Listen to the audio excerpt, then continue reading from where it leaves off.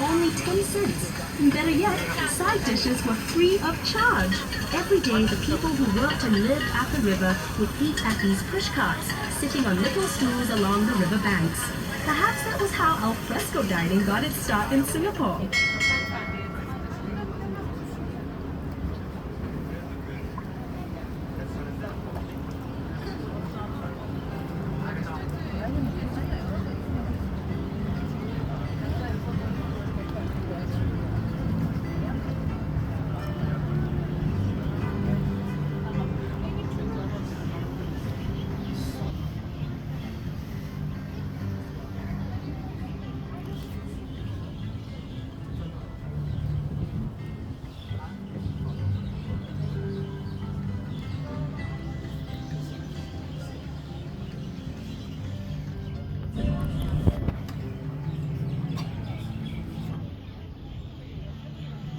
Directly ahead is Kavanagh Bridge. In 1869, and named after Colonel Sir William Arthur Kavanagh, Singapore's last governor, it's Singapore's only suspension bridge to have retained its intricate original form.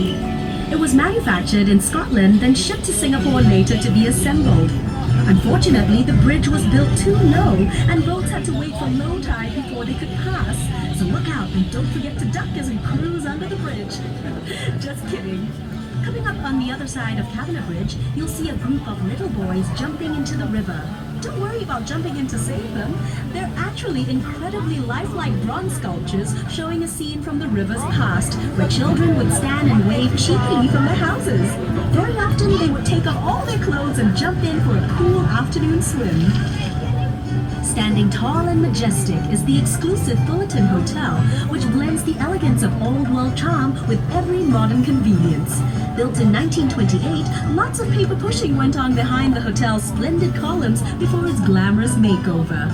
Its facade is a masterpiece of neoclassical grandeur, which belies its much stuffier original occupants, the Chamber of Commerce offices and the General Post Office, from which mail was transported along the Singapore River to and from ships. Since the 1950s, this was also the site of rallies, but even longer before that, it was occupied by Fort Fullerton, built to defend the town at the mouth of the Singapore River.